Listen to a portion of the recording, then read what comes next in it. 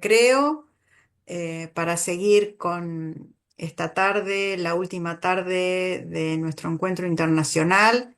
Le vamos a dar la palabra ahora a la doctora María Jesús Benítez de la Universidad Nacional de Tucumán y del CONICET, aquí en Argentina, con su trabajo Escrituras y lecturas sedimentadas, los viajes a los confines del imperio en la narrativa de William Ospina y Pablo Montoya. María Jesús, bienvenida. Tenés tu lugar. Bueno, muchísimas gracias, Raquel, por la presentación y bueno, también por la invitación a participar de este evento y crear, ¿no? Estos espacios para poder dialogar y compartir conocimientos, saberes y por sobre todas las cosas aprender de los colegas. Voy a compartir mi pantalla. eh, no sé, Perfecto. no sé. Ahí se está, bueno, ahí está. Ajá. No sé si la idea es que se vea así. No está como presentación, ahí está como presentación y se ve bien. Bien, Perfecto, María perdón, ¿no? Jesús. Que quedó No, por en un favor, lugar que no, que quedó quedó al un final. poco, quedó como un poco al final, entonces vamos a iniciar. Ahí, Quería comenzar con un epígrafe porque después lo retomo, que dice así: comprendo que la escritura es una manera única de iluminar la conexión entre el pasado y el presente, y eso me alienta a empezar no como quien informa, sino como quien descubre. Y pertenece al escritor Leopoldo Brizuela en su obra Una misma noche. Primero quiero aclarar algunos conceptos que están ya en el título del trabajo. Voy a empezar con los confines del imperio. El navegante Juan de la Cosa firma en el año 1500 un portulano que se transforma en la primera representación cartográfica del Nuevo Mundo. Las líneas que trazan la ruta oceánica unen dos espacios, uno profusamente erudito y otro que aún no ha terminado de definirse. Hacia el sur, el trazado se pierde y el último lugar geográficamente identificable es el de las costas del Brasil.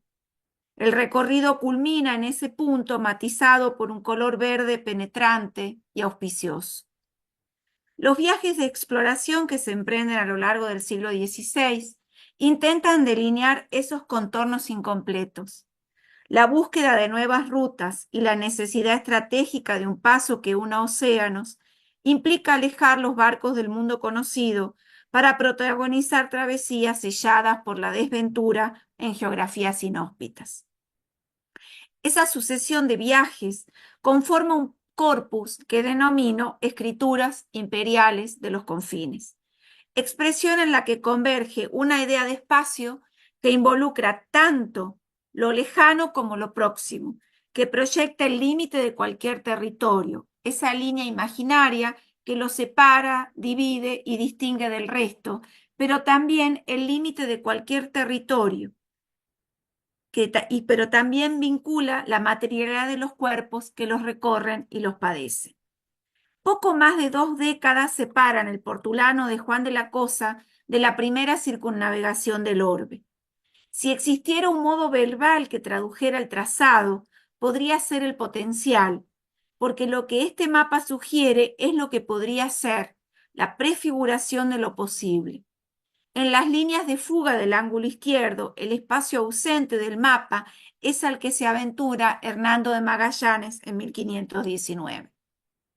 Hace años que analizo el corpus que representa ese espacio ausente del mapa, aquel que da continuidad a lo impreciso, a un territorio que parece resistirse a su geografía, la Patagonia y las costas del estrecho, escenarios de infructuosos intentos colonizadores y viajes signados por el infortunio.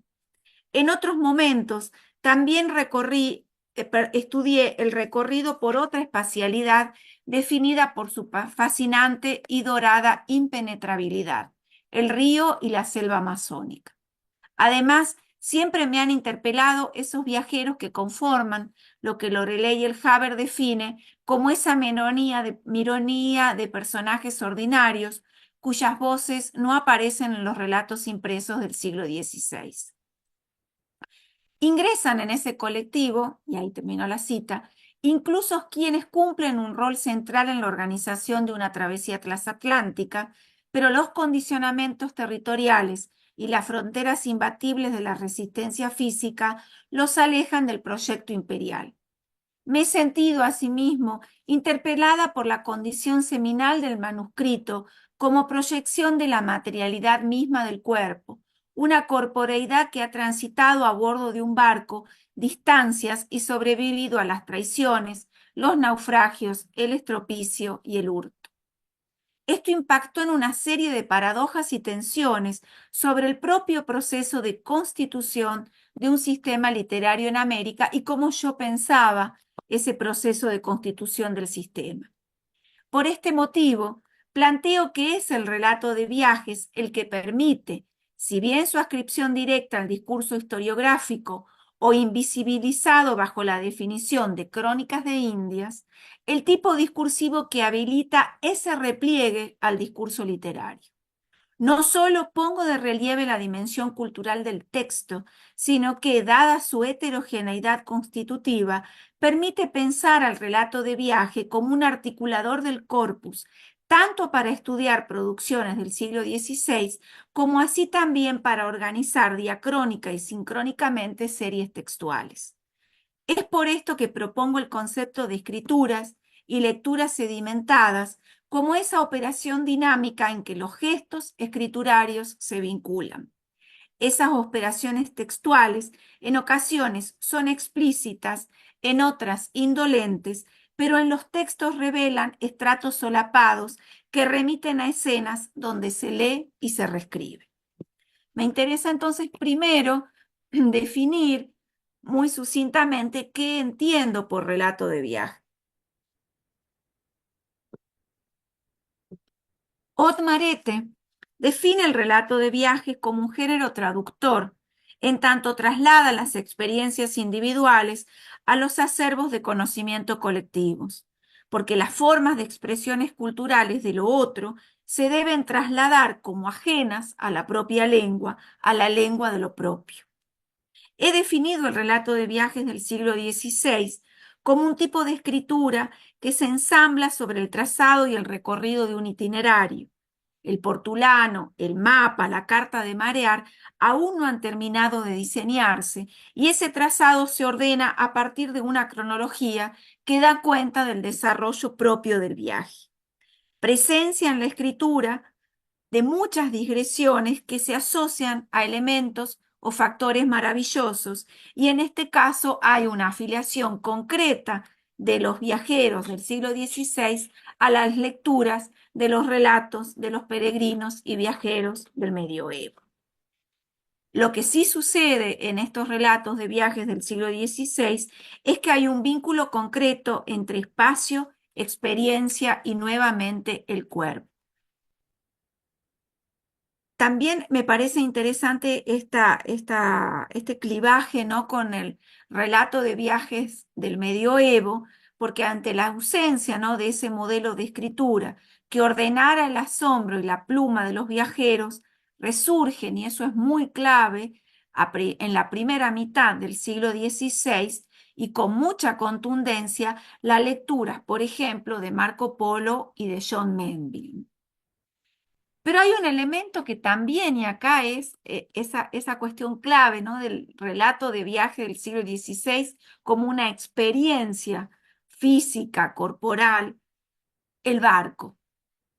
Y en este sentido, para mí hay un elemento que define esta categoría que yo propongo de relato de viaje, que es el carácter marítimo, puesto que la travesía está determinada por el recorrido en un barco.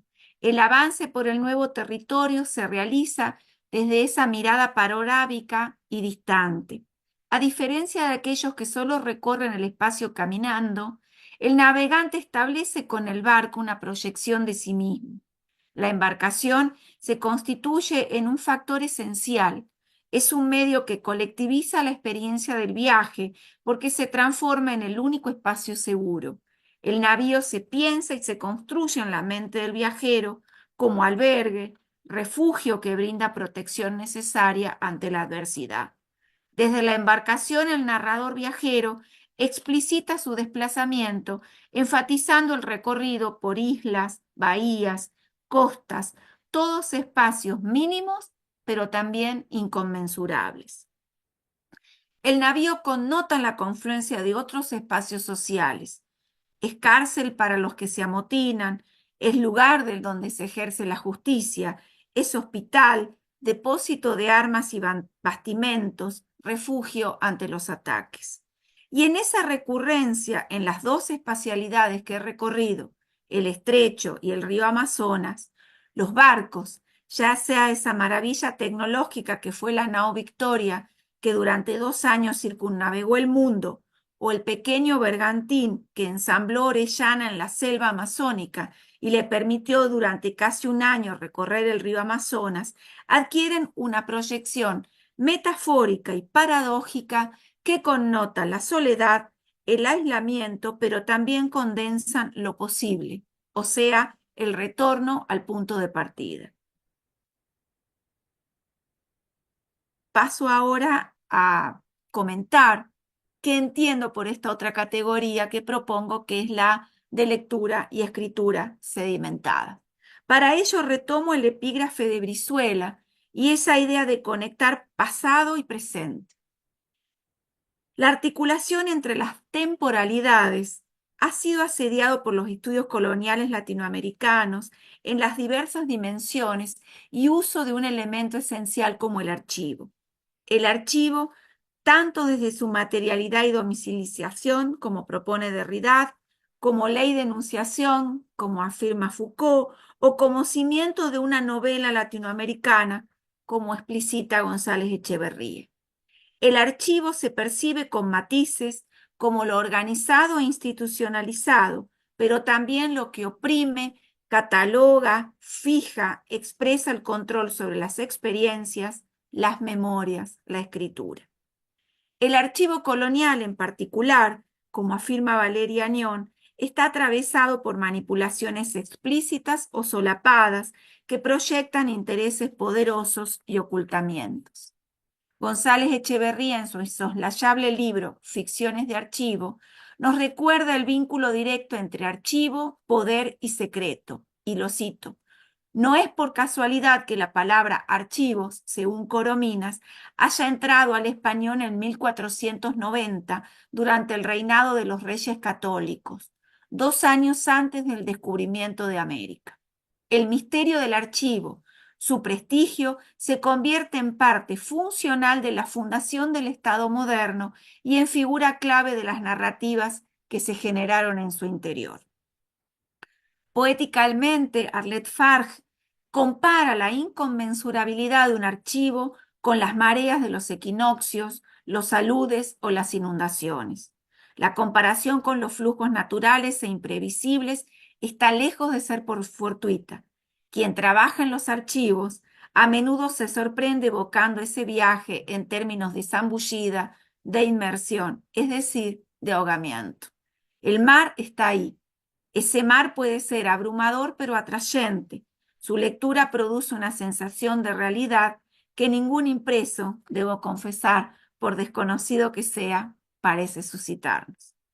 Si acordamos que es en el archivo donde surgen los elementos de la narrativa moderna latinoamericana, esto supone interpelar la fijeza del canon, anular la cerrazón del corpus para organizar nuevos repertorios de gestos escriturarios diversos. González Echeverría apela a la definición de ficción de archivo para pensar un cúmulo importante de obras que, como él refiere, el archivo es un depósito de documentos jurídicos que contiene los orígenes de la historia latinoamericana, así como una institución específicamente hispánica creada al mismo tiempo que se conquistaba el Nuevo Mundo. La ficción del archivo le permite a él incluir esas escrituras históricas que traman una compleja red de vínculos textuales, por medio de la incorporación, entre otras cosas, de las crónicas del descubrimiento, de documentos, personajes históricos y que resumen la figura retórica de una piñata que contiene en su interior textos culturalmente significativos. Entonces, pensar un repertorio de novelas en tanto ficciones de archivo reconfigura la definición de novela histórica que colapsó la discusión crítica durante décadas y recortó el abordaje de las operaciones discursivas involucradas en el ingreso de lo histórico en el pliegue de lo ficcional. En este sentido, la poderosa categoría de archivo desplaza la discusión y pone el acento en la presencia de textos en los relatos, textos que no necesariamente están anclados en un acontecimiento histórico constatable. Ahora bien, mi propuesta de escrituras y lecturas sedimentadas opera en dos registros, el autor y el lector. Para ello me detengo en esta presentación en dos novelas, El país de la canela de William Ospina y El tríptico de la infamia de Pablo Montoya, ambos escritores de origen colombiano y merecedores por estas obras, entre otros, del premio Rómulo Gallegos. Cuando hablo de escrituras y lecturas sedimentadas, pienso a los autores en tanto lectores que inscriben su obra en una serie de lecturas interpretativas de un acontecimiento histórico. Esa escritura, lectura sedimentada, es por tanto el resultado del ejercicio sucesivo de comprensión donde se reelabora y reescribe lo leído. Es un proceso activo que va dejando huellas. Hay vestigios que remiten, a su vez, a escenas de lectura. Esta dinámica de vinculaciones textuales que implica escribir sobre un suceso referido con anterioridad conlleva un acto previo de lectura. Quien reescribe se apropia de un relato, ya sea para ampliarlo o corregirlo. En este proceso vinculante, las temporalidades también se entrelazan y el pasado se concibe como algo en construcción, nunca fijo, jamás clausurado. Afilio, además, las tramas narrativas de ambas novelas a las del relato de viajes, ya que dan cuenta de travesías marcadas por el infortunio y los desplazamientos entre el viejo y entre el viejo y el nuevo mundo motorizan el discurrir de la narración. En 1540, Gonzalo Pizarro parte de Quito con poco más de 200 soldados españoles y 4.000 nativos para insertarse en la selva inexplorada del territorio en el que hoy confluyen Perú, Ecuador y Colombia. El relato de Fray Gaspar Carabajal, titulado Relación del nuevo descubrimiento del famoso Río Grande, que descubrirá por muy gran ventura el capitán Francisco de Orellana, es la única fuente directa del viaje y funcionará como texto matriz, entre otros escritos, en Gonzalo Fernández de Oviedo, Toribio de Ortiguera y Pedro Cieza de León. Ospina reconstruye ese corpus, bucea en el archivo, recupera los tonos, pero reelabora los sucesos literariamente. El mundo representado en la novela supone un proceso de invención mediante el cual el autor se apropia de esas escrituras previas para leer desde la ficción el decepcionante pero a la vez monumental viaje de Gonzalo Pizarro y Orellana. En una carta, Pizarro reconoce ya en 1542 el fracaso de la expedición y la inexistencia de ese rico país de canela. Bueno, ahí puse una placa donde se dimensiona, ¿no?, ese inmenso recorrido que hace Francisco de Orellana a bordo de un bergantín y por otro lado una foto que permite visualizar ese enorme, ¿no?, esa serpiente sin ojos, como se denomina al río de las Amazonas. En esta carta que tenemos acá y al cabo de este tiempo hallamos los árboles que llevan la canela, que son unos capullos, la muestra de la cual envío a vuestra majestad, y la hoja tiene el mismo gusto y la corteza, no lo demás, no tiene gusto ninguno. los cuales estaban en unas montañas muy ásperas, despobladas e inhabitables, y unos árboles eran pequeños y otros algo más gruesos, y estaban apartados unos de otros mucho trecho. Es tierra y fruto de que vuestra majestad no puede ser de ello servido ni aprovechado, porque es poca cantidad y de menos provecho. Ahora bien, la trama narrativa de la novela se nutre de esos escritos que surgen de un modelo de escritura oficial, pero también de un modelo de escritura no oficial, de aquellos que escriben por la necesidad propia e individual de referir los infortunios en el marco de una travesía siempre fracasada, y lo único que tienen para ofrecer no es oro, no es canela, sino algo invalorable: el relato de la propia supervivencia en un medio indefectiblemente hostil. La novela refiere ese viaje desde una primera persona anónima que cuenta a un sujeto silente la expedición. El viaje de Orellana y sus huestes se transforma en el acontecimiento disparador de escrituras superpuestas y de una dinámica vinculante donde adquiere relevancia la presencia del narrador en su doble figuración de autor-lector, así como también la inscripción textual de los destinatarios. Ospina se aprovecha casi de modo arqueológico de sus lecturas y los sucesos fluyen en la novela por medio de este narrador que refiere a un tú, auditor, siempre silencioso, como penitente en las peripecias de su viaje. La intención del narrador es clara: contar como un modo de repensar y recordar, de dar a conocer al otro lo que a ese otro le interesa. Es un viaje que ya ha sido contado en espacios públicos, pero que ahora ha encontrado su oyente ideal, aquel que permite que el relato fluya y del que depende además su destino, ¿no? Entonces, hay todo ahí puse un ejemplo donde este narrador quiere contar los hechos, pero también los hechos producen en él, y también encuentra ese escucha ideal porque es aquel que quiere saberlo todo.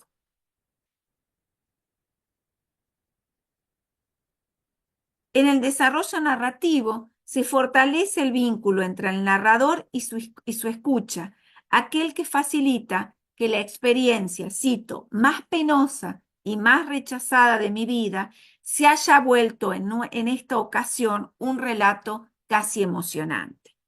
La acción de contar consolida el vínculo entre narrador anónimo y su oyente, cuya identidad es revelada al final. Está la cita: todo me está gritando que te detenga, ¿no? Le dice este narrador, pero si vas al viaje, si insistes en bajar hasta el río, en desafiar la selva, en chocar con los pueblos que la habitan, si insistes en enfrentarse a sus dioses, si estás ansiando comer orugas y masticar carne fibrosa de micos azules, si quieres resignarte a oír solo el chillido de los guacamayas, el relato del río que no acaba, de la niebla que no quiere desprenderse del agua, si estás empeñado en sufrir, en perderte del mundo de los hombres y hundirte en el limo y en la sombra, yo ya temo que no seré capaz de dejarte correr solo ese riesgo. Y entonces iré contigo, Pedro de Ursúa, aunque sé lo que nos espera, y me volveré tu sombra, aunque será lo último que nos dejen hacer en el mundo, ¿no? Entonces, bueno, se revela esta identidad de Pedro de Ursúa, que va a ser quien vuelva, ¿no?, a navegar ese río Amazonas, no ya buscando el país de la canela, sino el dorado, y que también va a dar lugar al segundo libro, ¿no?, de la trilogía de Ospina, que es el que se titula precisamente Ursúa, y que se cierra con la mujer que acompaña a Ursúa en el viaje, que es Inés de Atienza, y que se titula La serpiente sin ojos. Pero el autor no deja que las palabras del viajero se desvanezcan. Las sujeta cuando escenifica el acto de la lectura, la instancia en que el relato se ha transformado en texto escrito e impreso, en el que la voz ha cedido su lugar a la letra. La obra presenta a un lector quien realiza la primera y más pura lectura de un texto cuya mediación con la escritura no queda aclarada. Esta nueva figuración del lector es representada a través de la figura del editor y así aparece en esta nota del editor, ¿no?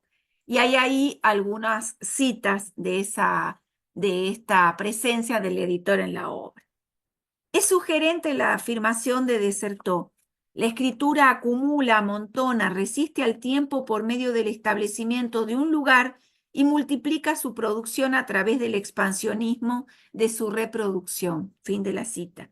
Porque opone las dinámicas, ¿no? O modos de posicionarte frente a un texto.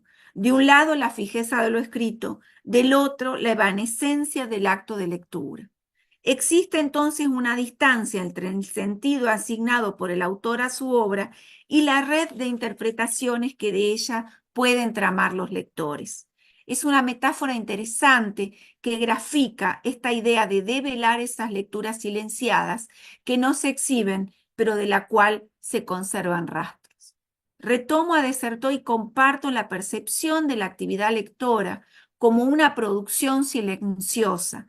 Deriva a través de la página, metamorfosis del texto por medio del ojo viajero, improvisación y expectación de significaciones inducidas en algunas palabras, encabalgamientos de espacios escritos, danza efímera. El lector caza furtivamente, se transforma, se hace plural como los ruidos de los cuerpos. Ardid, metáfora combinatoria, esta producción es también una invención de la memoria. Hace que las palabras salidas dejen de ser historias mudas. Ospina es también un cazador furtivo. Retoma la propia escritura a través de la preocupación de un editor que se inscribe en una tradición de esas sucesivas lecturas, surcadas por una ambivalencia entre la convención de lo verídico referencial y la presencia del acontecimiento maravilloso. Y fíjense ustedes, ¿no? Esta inscripción del editor, el relato de su propia vida que nos hace el narrador, es verosímil, pero adolece de demasiadas casualidades para creerlo en su totalidad. Quisiera entonces avanzar en la presentación y trabajar y presentar una breve lectura sobre el tríptico de la infamia de Pablo Montoya. El tríptico de la infamia, publicado en el año 2016, reflexiona sobre los genocidios y las masacres que se llevaron a cabo a ambos lados del Atlántico mediante una descripción de las obras pictóricas que documentaron o denunciaron las guerras de religión en Europa y la conquista y colonización del norte de América. La novela constituye una contemplación sobre el poder del arte y la insuficiencia mimética de la pintura realista, que se propone trascender mediante el texto escrito. La operación escrituraria de Montoya supone entonces una metalectura crítica de las imágenes y los mapas que se representan narrativamente. El lenguaje artístico conforma un procedimiento constitutivo de la escritura, ya que los diversos narradores describen las fuentes visuales desde alusiones hasta referencias explícitas sobre el momento de producción de los soportes pictóricos o cartográficos. La primera escena del tríptico es el relato contado en tercera persona de las peripecias del cartógrafo e historiador Jacques Lemoyne, quien participó en la colonización francesa de la Florida. De los tres sujetos históricos que reúne la novela, los otros dos son un pintor francés, Dubois, y el editor Théodore Debris, y grabador, por supuesto. Es el único que viaja a América motivado por el deseo del conocimiento y con la explícita tarea del trazado. Sus herramientas esenciales, al contrario de la flota con la que viaja, son el papel, los tintes y los pinceles. Pero el ingreso a la península de la Florida y el encuentro con la cultura timuca enfrenta dos sistemas culturales. La de un europeo que ha cedido a la fascinación por la representación cartográfica Por ejemplo, es muy interesante en diversas escenas de esta primera parte del tríptico el modo en que se refleja ese deslumbramiento, ¿no? Por un lado, con el mapa de Hereford y por otro lado, con el Atlas catalán, ¿no? Y ahí están las repisas, había gruesos cartapacios. En uno de ellos, el joven vio lo que, según Toxin, era el mapa más antiguo de Grecia, elaborado por Anaximandro. Y también hay otra representación muy interesante, ¿no? De ese poder que tienen los mapas, de representación que tienen los mapas, y que es el, el- el elemento la herramienta cultural, el dispositivo cultural poderoso de representar el mundo que lleva Lemoine a este viaje, a esta expedición, ¿no? Entonces, ahí también había compartido leemos este final, ¿no? En esta idea de viajar para hacer un mapa, y dice el joven, con que así es la tierra, exclamó el joven por su lado, mientras arrojaba los ojos sobre las montañas, los ríos y los habitantes pintados por Desailly. No se deje confundir, aclaró el maestro, es muchísimo más grande y más inacible, ¿no? Entonces, en América, el asombro se desplaza hacia los cuerpos tatuados.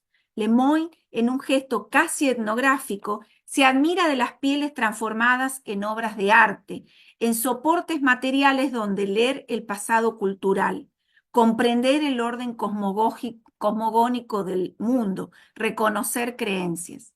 Las escenificaciones de la lectura de los cuerpos de los otros es reemplazado por lo que podríamos designar como corpografías manuscritas, en tanto en el cuerpo del propio Lemoine se convierte en un conjunto de trazados que suponen el ingreso a un sistema cultural que antes se desconocía. El cuerpo del viajero condensa todo el proceso de colonización que une imaginarios, ¿no? Hay un momento en el cual este deslumbramiento hacia esos cuerpos tatuados se traduce en un desplazamiento hacia que el propio cuerpo del viajero recibe y es inscripto en el cuerpo. Él cede a que uno de los indios le tatúe el cuerpo. Escena especular, casi utópica, donde dos culturas a través del arte se encuentran. Metáfora armoniosa de lo que podría haber sido. Los cuerpos que se escriben e inscriben unos a otros parecieran suturar, como siempre, ¿no? Parecieran suturar las heridas de la violencia. La segunda parte de la novela es narrada en primera persona por François Dubois, un pintor protestante que tuvo que exiliarse en Ginebra después del estallido de la Cuarta Guerra de la Religión en Francia. En esta segunda parte se evoca la noche de San Bartolomé a través de un óleo que pintó Dubois para conmemorar esta, que fue una de las mayores matanzas documentadas del siglo XVI en Europa. Es el modo de representar la obra de arte como acto poético y pictórico, lo que aparece en esta segunda parte. El cuadro es testimonio de un episodio de la historia europea. La escritura ahonda en la reflexión sobre la función del arte, sobre el modo de inscribir y congelar en un lienzo las escenas del horror. El pincel, entonces, empieza a narrar en distintos planos, ¿no? Entonces, acá, bueno, yo había pensado, ¿no? Había puesto esta cita de la obra como permanentemente ese volver, ¿no? Ese repensar sobre el texto pictórico, a su vez con esta voz en primera persona que reflexiona también cómo dar cuenta en palabras y en imágenes del horror. Entonces, de qué manera ese lienzo que él describe y que lo acompaña y que mide tanto y que primero está en blanco, es un reflejo de la mirada y de un orden, de una lectura de un acontecimiento histórico. La última escena del tríptico es la más compleja en su construcción, ya que se parte de una contemporaneidad, la voz de un novelista latinoamericano que viaja a Europa para terminar su novela sobre 3 pinturas que denuncian la violencia. Mediante las numerosas digresiones en esta parte, el texto parece transformarse más en un ensayo. Son las autofiguraciones de un autor-lector que en la medida que viaja indaga en los archivos, busca cuadros, reconstruye la biografía de los 3 pintores.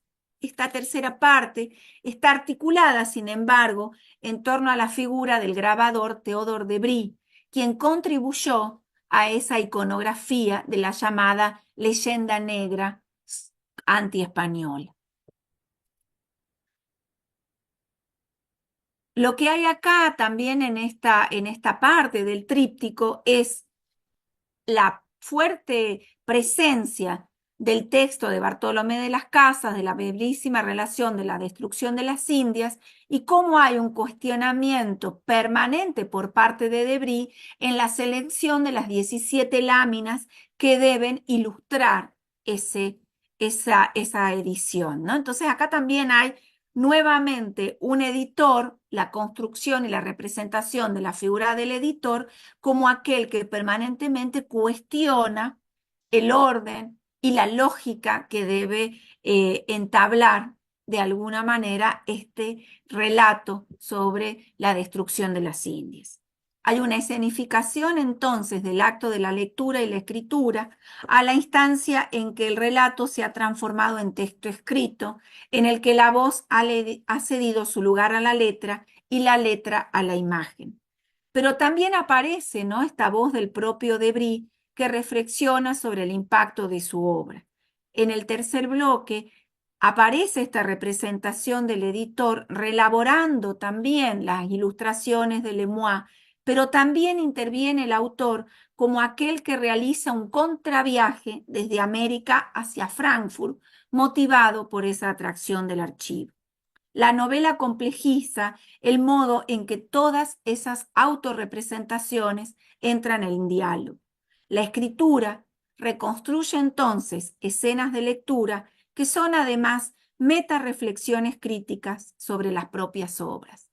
Mapas, cuerpos, un París que no volverá a ser el mismo y grabados son leídos por el narrador para reflexionar sobre las masacres exterminadoras. La infamia, en toda su amplitud semántica, como aquellos hombres sin fama, pero también viles, es la síntesis interpretativa que resume las operaciones de lectura de un archivo predominantemente visual, ¿no? Y ahí está una cita, minimizo un momento acá, donde dice, bastan 17 grabados para redimir la infamia que la violencia provoca. Voy a tratar de cerrar para no extenderme en el tiempo. La categoría de lecturas y escrituras adimentadas habilitó en esta presentación modos de leer 2 novelas latinoamericanas contemporáneas, pensadas como viajes y como relatos de travesías y trayectorias vitales, signadas por la ambición, el deseo y la violencia. En ellas es explícita la presentación y representación de la figura de un organizador, editor que comparte con el lector las lógicas de la construcción del relato. No pretendo establecer con esta categoría un patrón rígido y repetitivo de abordaje de las obras. Al contrario, mi anhelo es establecer una serie textual que remita y permita revisitar y volver a ampliar el circuito de lectores de los textos coloniales y que esos textos coloniales se pongan en discusión con toda su complejidad, con todas sus tensiones y con todos los desvelos que los atraviesan. Muchísimas gracias.